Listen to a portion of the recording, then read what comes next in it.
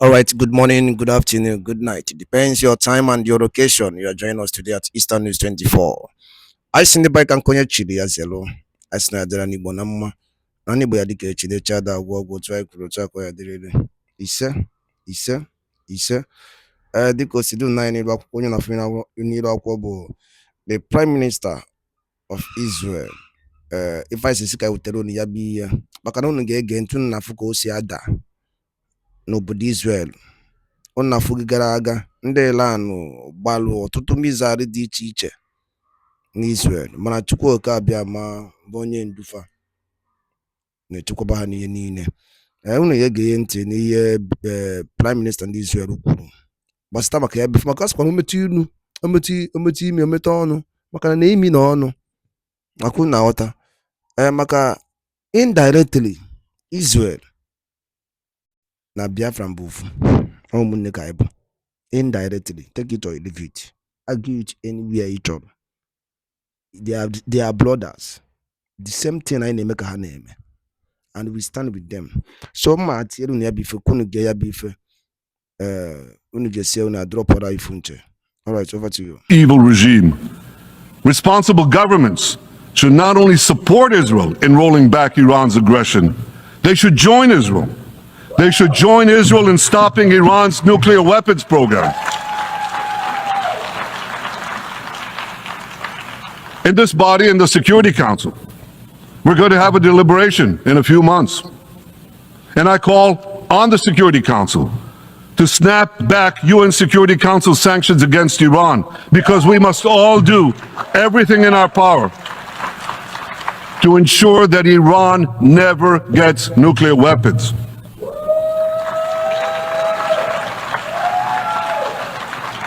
For decades, I've been warning the world against Iran's nuclear program.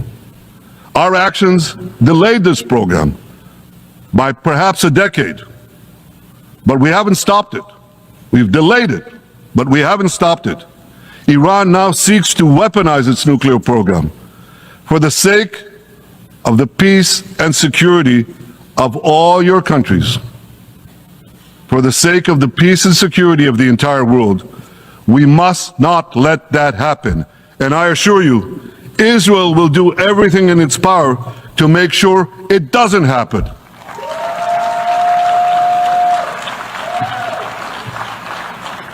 So, ladies and gentlemen, the question before us is simple. Which of these two maps that I showed you will shape our future? Will it be the blessings of peace and prosperity for Israel, our Arab partners, and the rest of the world? Or will it be the curse in which Iran and its proxies spread carnage and chaos everywhere? Israel has already made its choice. We've decided to advance the blessing. We're building a partnership for peace with our Arab neighbors while fighting the forces of terror that threaten that peace. For nearly a year, the brave men and women of the IDF have been systematically crushing Hamas's terror army that once ruled Gaza. On October 7th, the day of that invasion into Israel, that terror army numbered nearly 40,000 terrorists. It was armed with more than 15,000 rockets. It had 350 miles of terror tunnels, an underground network bigger than the New York subway system, which they used to wreak havoc above and below ground. A year later, the IDF has killed or captured more than half of these terrorists, destroyed over 90% of their rocket arsenal, and eliminated the key segments of their terror tunnel network. In major military operations,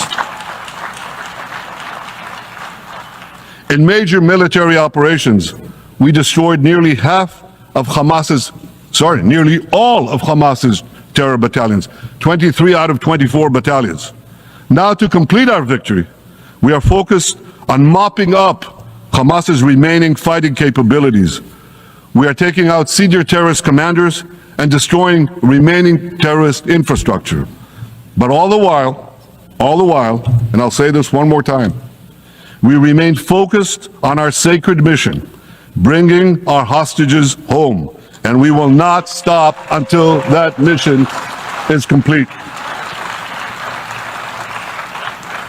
Now, ladies and gentlemen, even with Hamas's greatly diminished military capability, the terrorists still exercise some governing power in Gaza by stealing the food that we enable aid agencies to bring into Gaza. Hamas steals the food, and then they hike the prices. They feed their bellies, and then they fill their coffers with money that they extort from their own people.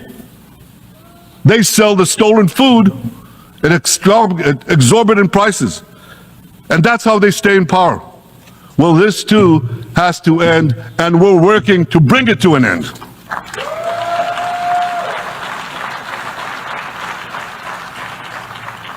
And the reason is simple. Because if Hamas stays in power, it will regroup, rearm, and attack Israel again and again and again, as it is vowed to do. So Hamas has got to go.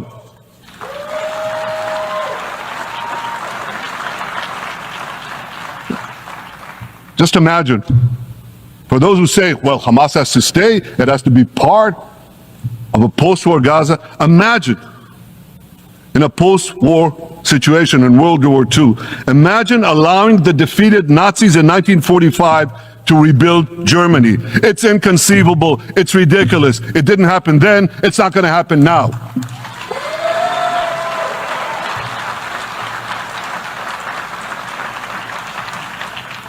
This is why Israel will reject any rule for Hamas in a post-war Gaza. We don't seek to resettle Gaza. What we seek is a demilitarized and de-radicalized Gaza. Only then can we ensure that this round of fighting will be the last round of fighting.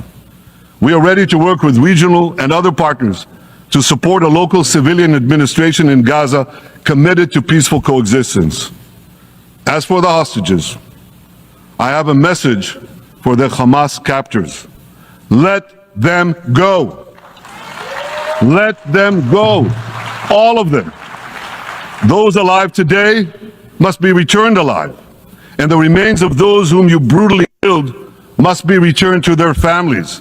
Those families here with us today, and others in Israel, deserve to have a resting place for their loved ones, a place where they can grieve and remember them. This war, ladies and gentlemen, this war can come to an end now. All that has to happen is for Hamas to surrender, lay down its arms, and release all the hostages. But if they don't, we will fight until we achieve victory, total victory. There is no substitute for it.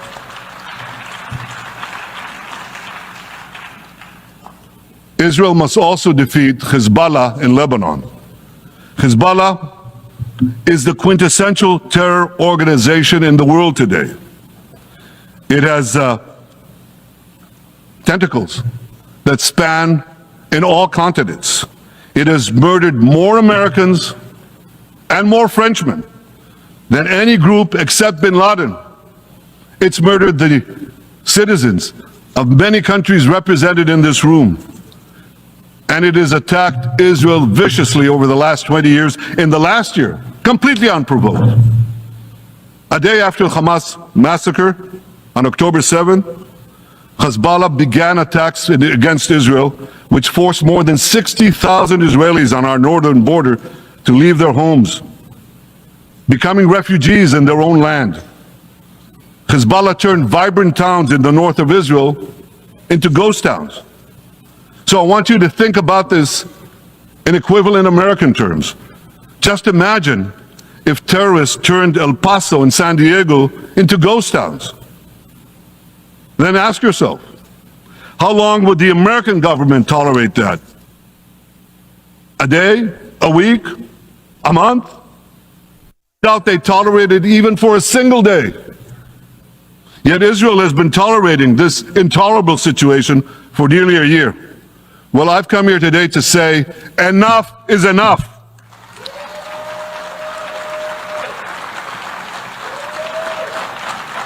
We won't rest until our citizens can return safely to their homes. We will not accept a terror army perched on our northern border, able to perpetrate another October 7th style massacre. For 18 years, Hezbollah brazenly refused to implement UN Security Council Resolution 1701, which requires it to move its forces away from our borders. Instead, Hezbollah moved right up to our border. They secretly dug terror tunnels to infiltrate our communities and indiscriminately fired thousands of rockets into our towns and villages.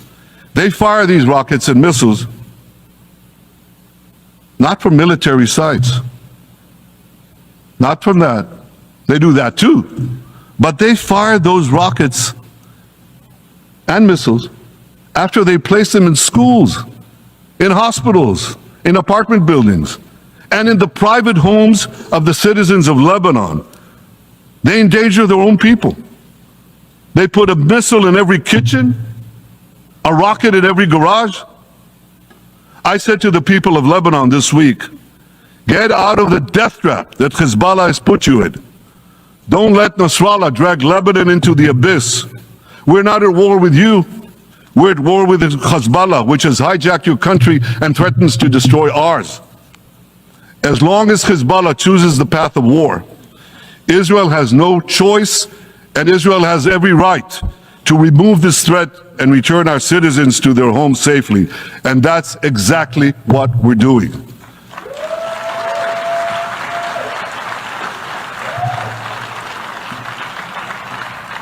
Just this week, the IDF destroyed large percentages of Hezbollah's rockets, which it built with Iran's funding for 3 decades.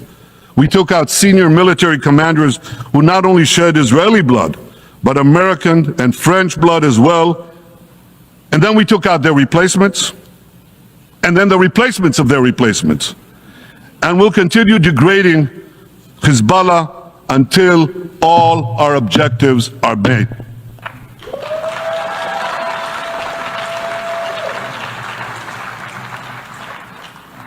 Ladies and gentlemen, we're committed to removing the curse of terrorism that threatens all civilized societies. But to truly realize the blessing of a new Middle East, we must continue the path we paved with the Abraham Accords 4 years ago. Above all, this means achieving a historic peace agreement between Israel and Saudi Arabia.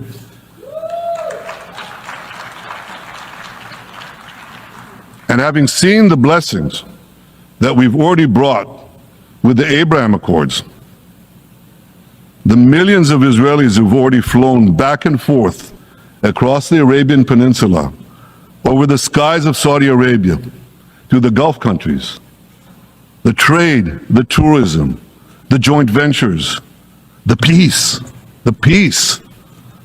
I'd say to you, what blessings such a peace with Saudi Arabia would bring.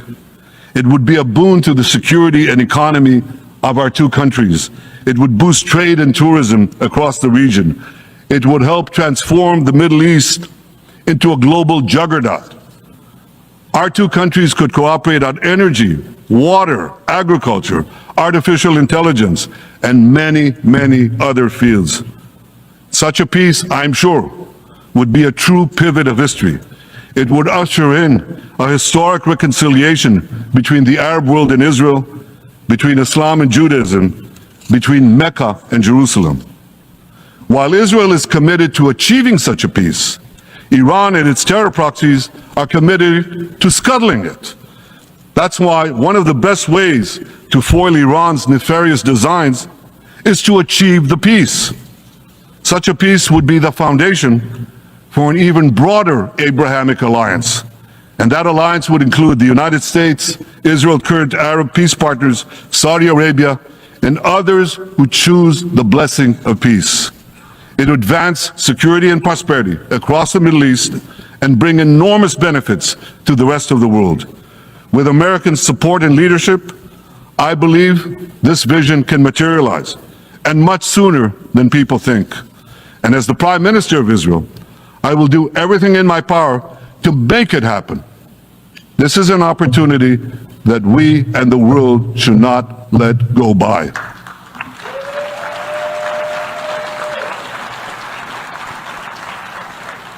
Ladies and gentlemen, Israel has made its choice. We seek to move forward to a bright age of prosperity and peace. Iran and its proxies have also made their choice. They want to move back to a dark age of terror and war. And now I have a question. And I pose that question to you. What choice will you make? Will your nation stand with Israel? Will you stand with democracy and peace? Or will you stand with Iran, a brutal dictatorship that subjugates its own people, exports terrorism across the globe? In this battle between good and evil, there must be no equivocation. When you stand with Israel, you stand for your own values and your own interests. Yes, we're defending ourselves, but we're also defending you against a common enemy that through violence and terror seeks to destroy our way of life. So there should be no confusion about this. But unfortunately, there is a lot of it in many countries and in this very hall, as I've just heard. Good is portrayed as evil, and evil is portrayed as good. We see this moral confusion when Israel is falsely accused of genocide, when we defend ourselves against enemies who try to commit genocide against us. We see this too when Israel is absurdly accused by the ICC prosecutor of deliberately starving Palestinians in Gaza. What an absurdity! We bring in 700,000 tons of food into Gaza. That's more than 3,000 calories a day for every man, woman, and child in Gaza. We see this moral confusion when Israel is falsely accused of deliberately targeting civilians. We don't want to see a single person, a single innocent person die. That's always a tragedy. And that's why we do so much to minimize civilian casualties, even as our enemies use civilians as human shields. And no army has done what Israel is doing to minimize civilian casualties. We drop flyers, we send text messages, we make phone calls by the millions to ensure that Palestinian civilians get out of harm's way. We spare no effort in this noble pursuit. We see yet another profound moral confusion when self-described progressives march against the democracy of Israel. Don't they realize they support the Iranian-backed goons in Tehran and in Gaza? The goons who gun down protesters, murder women for not covering their hair, and hang gays in public squares, some progressives. According to the US Director of National Intelligence, Iran funds and fuels many of the protesters against Israel. Who knows, maybe some of the protesters, or even many of the protesters outside this building now. Ladies and gentlemen, King Solomon, who reigned in our eternal capital Jerusalem 3,000 years ago, proclaimed something that is familiar to all of you. He said, "There is nothing new under the sun." Well, in an age of space travel, quantum physics, and artificial intelligence, some would argue that's a debatable statement. But one thing is undeniable. There is definitely nothing new at the United Nations.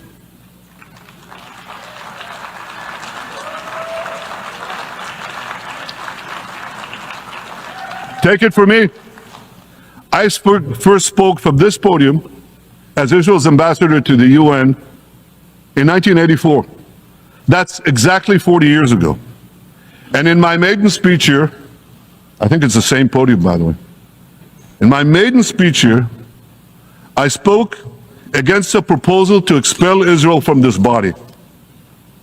4 decades later, I find myself defending Israel against that same preposterous proposal. And who's leading the charge this time? Not Hamas, but Abbas, Palestinian Authority President Mahmoud Abbas. This is the man who claims he wants peace with Israel. Yet he still refuses to condemn the horrific massacre of October 7th. He's still paying hundreds of millions to terrorists who murder Israelis and Americans. It's called pay for slay. The more you murder, the more you get paid. And he still wages unremitting diplomatic warfare against Israel's right to exist and against Israel's right to defend itself. And by the way, they amount to the same thing. Because if you can't defend yourself, you can't exist. Not in our neighborhood, certainly, and maybe not in yours.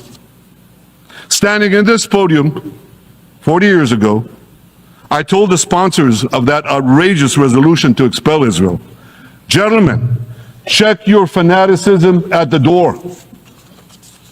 Today, I tell President Abbas and all of you who would shamefully support that resolution, check your fanaticism at the door. The singling out of the one and only Jewish state continues to be a moral stain on the United Nations. It has made this once respected institution contemptible in the eyes of decent people everywhere. But for the Palestinians, this UN House of Darkness is home court. They know that in this swamp of anti-Semitic bile, there's an automatic majority willing to demonize the Jewish state on anything. In this anti-Israel flat earth society, any false charge, any outlandish allegation can muster a majority. In the last decade, there have been more resolutions passed against Israel in this hall at the UN General Assembly than against the entire world combined. Actually, more than twice as many. Since 2014, this body condemned Israel 174 times. It condemned all the other countries in the world 73 times.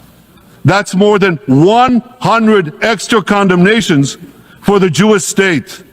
What hypocrisy, what a double standard, what a joke. So the UN's hostility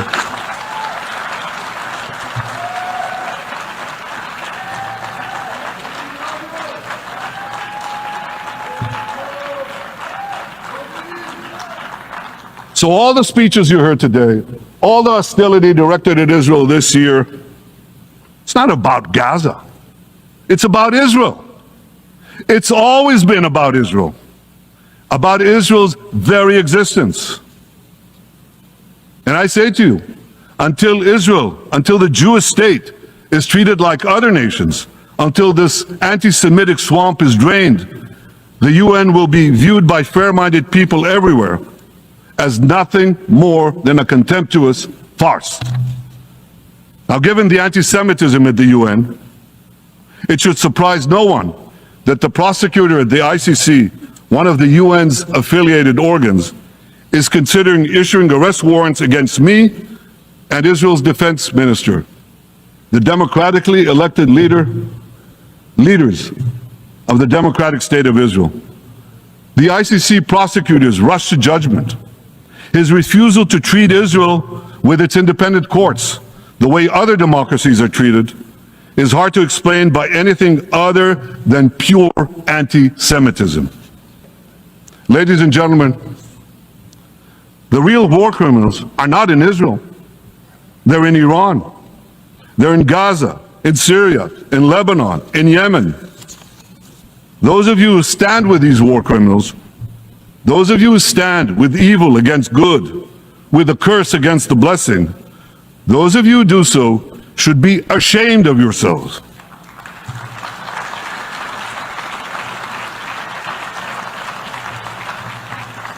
But I have a message for you. Israel will win this battle. We'll win this battle because we don't have a choice. After generations in which our people were slaughtered, remorselessly butchered, and no one raised a finger in our defense, we now have a state. We now have a brave army, an army of incomparable courage, and we are defending ourselves. As the book of Samuel says in the Bible, Netzach Yisrael lo yishaker.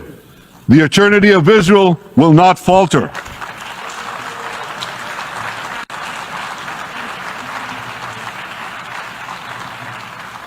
In the Jewish people's epic journey from antiquity, in our odyssey through the tempests and upheavals of modern times, that ancient promise has always been kept. and it will hold true for all time. To borrow a great poet's phrase, Israel will not go gently into that good night. We will never need to rage against the dying of the light, because the torch of Israel will forever shine bright.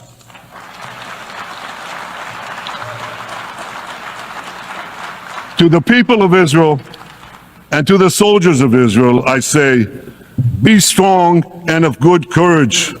חזקו ויצאו ואל תיראו מפניהם, כי אדוני אלוהיך הוא ההולך עמך, לא ירפך ולא יעזבך.